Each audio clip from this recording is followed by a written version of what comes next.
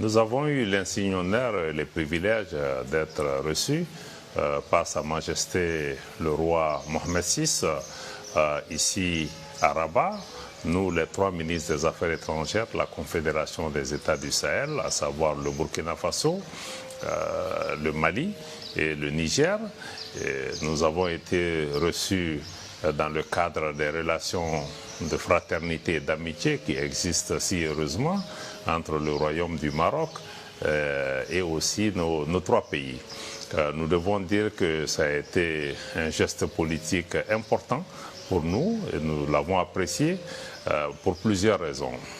D'abord, ce geste s'inscrit dans le cadre des relations séculaires entre le Maroc et nos 3 pays, mais aussi au plan politique. Le Maroc a été un de ces pays qui a toujours privilégié le dialogue, l'écoute, le respect mutuel, la non-ingérence dans les affaires intérieures des pays, mais surtout qui a fait confiance toujours au génie propre de nos peuples pour pouvoir identifier et trouver des solutions aux problèmes que nous rencontrons. Sur le plan économique aussi, nos pays entretiennent des relations très fortes dans le domaine des infrastructures, dans le domaine du commerce, dans le domaine des affaires sociales, la santé, dans le secteur bancaire, bref. Plusieurs secteurs d'activité sont concernés et les activités économiques entre nos pays et le Maroc sont très très intenses.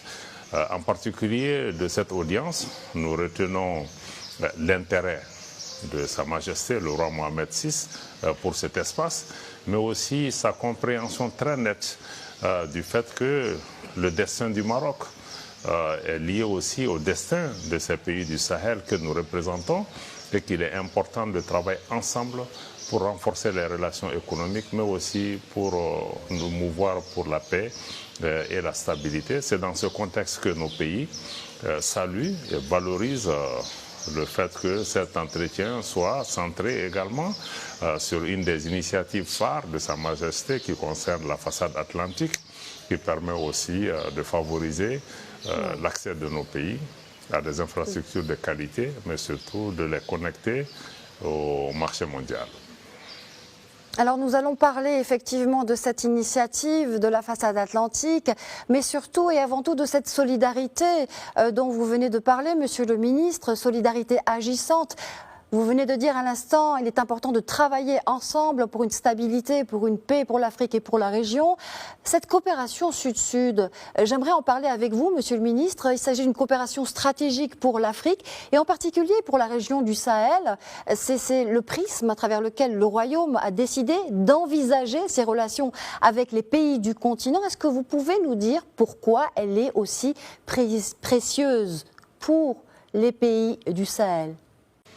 Bon, cette coopération Sud-Sud que nous appelons de tous nos voeux est une nécessité aujourd'hui pour nos pays parce que nos pays présentent les mêmes caractéristiques physiques, géographiques, même sur le plan social et culturel, nos pays sont assez proches, nous faisons face aux mêmes défis.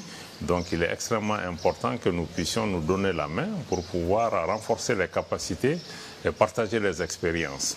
Vous savez, la coopération ou l'aide au développement a existé depuis des années. Ce qui est important, ce n'est pas la somme de ressources financières qu'on transfère, mais c'est surtout la possibilité pour les pays de pouvoir travailler de façon solidaire, de pouvoir apprendre les expériences des uns et des autres. Ce qui est aussi important, c'est vraiment de pouvoir allier les considérations économiques aux considérations politiques, parce qu'aujourd'hui il devient évident que la sécurité au Sahel, de la sécurité au Sahel dépend aussi la paix et la stabilité du Maroc. Donc pour l'ensemble de ces raisons, nous estimons que ce type de coopération est à valoriser et c'est d'abord, cette coopération Sud-Sud s'inscrit dans le souci pour nos pays de nous prendre en charge, de compter sur nous-mêmes et d'avancer de façon solidaire dans le cadre d'un monde de plus en plus globalisé. Oui, et Monsieur le Ministre, vous parliez tout à l'heure du génie propre justement de ces relations intra-africaines. Vous avez, Monsieur le Ministre, aux côtés de vos homologues, tout particulièrement salué l'initiative du souverain pour favoriser l'accès des pays du Sahel à l'océan Atlantique. Cela fait 1 an et demi maintenant que cette initiative a vu le jour à Rabat. Vous avez, à l'occasion de l'audience royale, renouvelé votre adhésion à la mise en œuvre de cette initiative royale de la façade atlantique. En quoi représente-t-elle un levier stratégique pour le développement de la région du Sahel et peut-être aussi en particulier du Mali? Dès le début, nos 3 pays, le Burkina, le Mali et le Niger, ont marqué leur adhésion totale à cette initiative parce que nous y voyons quelque chose d'important. D'abord, c'est un moyen pour nos pays de pouvoir accéder à l'Atlantique, mais aussi à travers des infrastructures de qualité, des infrastructures maritimes en particulier, mais aussi l'ensemble des plateformes logistiques de pointe dont dispose le Royaume du Maroc pour permettre à nos pays de pouvoir nous connecter au marché mondial. Et cette initiative, nous estimons qu'elle est également importante dans la mesure où elle s'inscrit aujourd'hui en droite ligne de la vision de nos chefs d'État, le général d'armée Assimi Goïta, président de la transition du Mali, chef de l'État, le capitaine Ibrahim Traoré, le président du Faso, et du général d'armée Abdourahmane Tchani, président de la République du Niger et chef de l'État, dans le cadre de leur vision, à la fois d'améliorer les conditions de vie de nos populations, mais de pouvoir aussi faciliter l'accès de nos pays au marché international, en nous fondant en particulier sur la mise en place de projets structurants et d'infrastructures qui permettent d'aller vers une transformation structurelle de nos économies, vers une industrialisation. Donc l'ensemble de ces éléments nous paraissent être comme des éléments stratégiques, mais cet investissement est naturellement complémentaire de tout ce qui se fait déjà dans notre région. Et depuis l'annonce de l'initiative aussi, je dois dire que le Maroc n'est pas venu nous voir avec un projet clé en main. Les grandes lignes de cette initiative nous ont été présentées.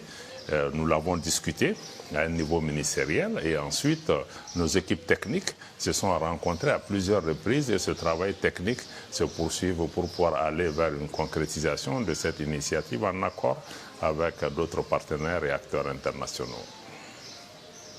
Alors vous venez de parler, Monsieur le Ministre, effectivement de plusieurs réunions techniques qui ont eu lieu donc entre experts marocains et experts aussi de la région du Sahel. Est-ce que l'on peut continuer justement à parler de cette complémentarité que vous venez d'aborder? Nous parlions de coopération sud-sud, d'une ambition qui se conjugue évidemment aussi avec le co-développement.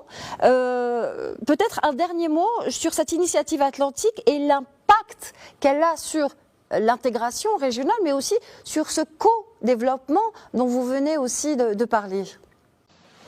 Il est évident que l'Afrique aujourd'hui fait face à de nombreux défis qui exigent que nous puissions aller aussi vers ce que vous appelez le co-développement, c'est-à-dire concevoir nos défis ensemble, concevoir les réponses ensemble et travailler à créer la prospérité entre nos pays. Nous pensons que cette initiative donne cette possibilité et aussi, comme je l'ai indiqué, elle est aussi en ligne avec, elle est cohérente des efforts qui sont en cours au niveau de la Confédération des États du Sahel pour aller vers des projets structurants, vers une intégration économique et commerciale, et vers une plus grande intégration de notre espace, mais aussi pouvoir connecter cet espace via des infrastructures énergétiques, des infrastructures de transport, des infrastructures de communication au reste du marché mondial. Nous connaissons la qualité des technologies et des plateformes technologiques et commerciales qui existent au niveau du Maroc. Et nous pensons que travaillant ensemble,